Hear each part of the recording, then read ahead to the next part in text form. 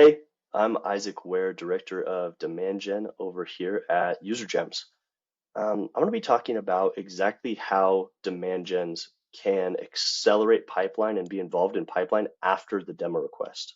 This is something that's become more and more important as us demand gens have to justify our roles a lot more, and also as some of the volume has actually decreased in terms of actual demo requests, things like that in 2023.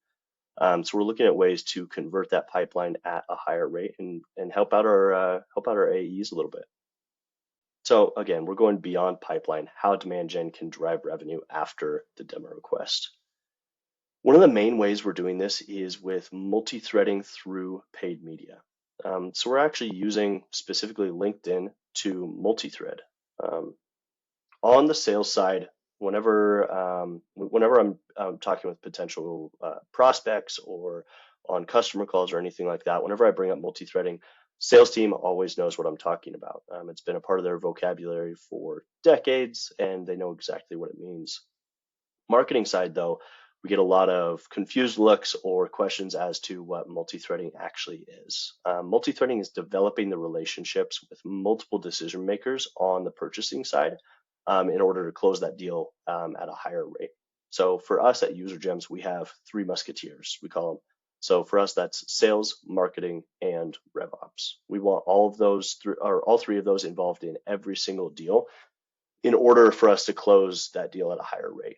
We've run a lot of tests on this, and every single time comes back that we need them involved. So again, ADRs, AEs on our side are always trying to pull those three musketeers into the deal, or as many people from that company or the buying committee as possible into that deal once it opens up. One thing that hasn't happened though is marketing getting involved there. So this year we decided to get marketing involved with multi-threading. Um, it's something that I've seen pop up a little bit with some other marketing teams, but it's really not common. Whenever I do hear it, it's usually referenced in oh, I've been tasked with doing this, but I don't know exactly how to actually execute this. So I'm going to get into a little bit of the execution along with some other ways that you can increase after the demo request. One of the main ways is to actually accelerate open ops with ads. So again, as soon as an opportunity opens up, we're letting sales, marketing, RevOps know, hey, your team recently told us X, do you want to join the conversation? These ads have gotten amazing results in terms of engagement. As you can see down here, we're running about 79 reactions to these ads. And the interesting part of this is whenever you launch something like this, you won't typically see a massive increase in multi-thread demo requests. What you will see though is you're going to start seeing these pop up on sales calls or reference string sales calls or emails. A lot of calls that I hop in on, they'll actually reference ads like this that we're running because it's what got them interested or what got them pulled into the deal, especially on the marketing side. Um, Part of it is, yes, they want to know exactly how we're doing this, but also the other piece is, yeah, I had no idea so-and-so was actually evaluating UserGems. This got me interested. I already had a conversation with them and we're gonna evaluate. So that brings another challenge though of attribution. This can be very tough to actually test if these are actually working because there's so much, or if you want to call it dark social or behind the scenes that's actually happening with these, which we'll get into a little bit later of exactly how we tested that. One of the things though that we actually did to execute this is through Salesforce using UserGems. So again, UserGems, one of the main products we have that everybody knows us for is job change tracking or tracking those champions as they move to new roles. But the second piece that we're actually utilizing for this is we surface buying committee into your CRM. So whenever you are looking at a target account or anything like that, UserGems has already surfaced that entire buying committee into your CRM ready to go. This data matches around 85% on LinkedIn, so we decided to use it for these ads. So on the technical side, I have reports built out for every single one of my personas that's saying once there's an opportunity open, it's an ICP account and their persona is marketing or sales or RevOps.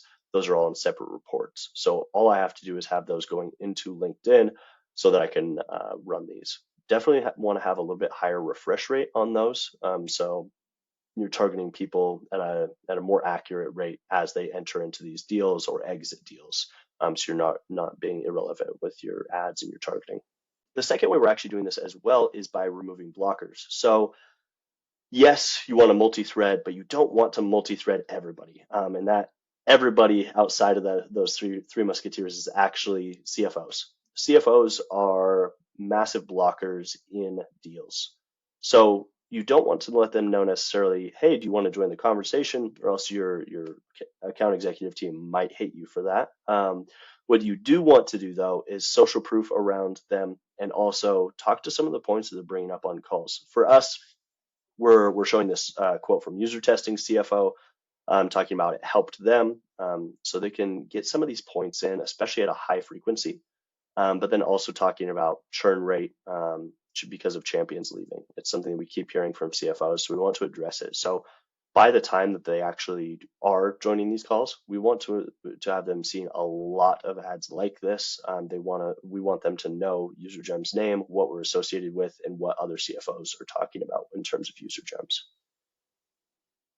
The third and one of the most important ways to actually do this is to pull new champions into deals. AEs constantly have deals that are stalled out, or somebody ghosted them, or there's interest, but there's not enough to actually move that deal forward.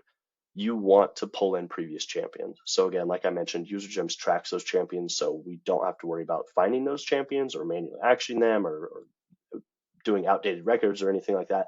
For us, this just pops into our Slack. It notifies the AE that, hey, a previous champion just joined this account. You want to get them involved. So we're pulling them on every single deal. These previous champions close about 3 times higher. So in any way you can, even if it's not with UserGems, you want to be finding these champions in any way you can. Test it out and then automate as you get further into that program. But again, pull those previous champions into deals to accelerate them. So we do this on the marketing side by actually serving ads like this. So kind of a spoof on the typical email that would be going out to somebody like this. So, hey, previous customer, congrats on the new job at here. Remind them of previous success. Let's pull them in. Let's do it again. And then again, just stay in front of them. So simple ads like this are actually some of our top performers. Just saying congrats on the new job. Let them know that you're there whenever they are ready to make that decision. And again, testing impact on this can be very, very challenging. So again, we were seeing all of these ads mentioned in sales calls. People were complimenting us left and right, but again, the hard demo requests through paid media weren't pouring in. We just saw some of the impact from it in a lot of anecdotes.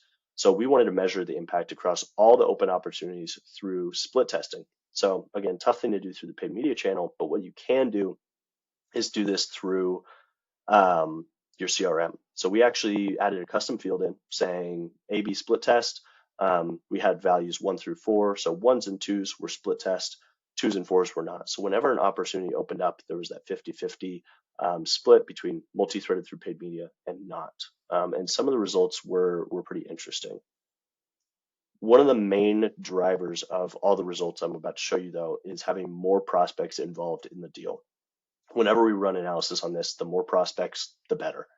It impacts every single bit of the sales cycle, whether that's sales cycle speed, the chance they're going to drop out. But ultimately, you want to give AEs as much ammo on their side. So if somebody does change jobs, move to another company, you would have other champions or buying champions that they can reach out to keep the deal rolling. So again, the multi-thread ads resulted in 67% more prospects involved in the deal. We saw 31% higher win rates on multi-threaded through paid media. So again, amazing increase in efficiency here. So yes, we're spending the same amount on paid media, but we're getting a lot more revenue on the tail end of it. 25% bigger deal sizes. So this was another interesting one. This can also be attributed to, again, having more people involved in that deal. If you're selling into multiple departments like us, we're selling into sales, marketing, RevOps primarily, but also BDRs are heavily involved. CS teams are heavily involved because they want to reduce churn.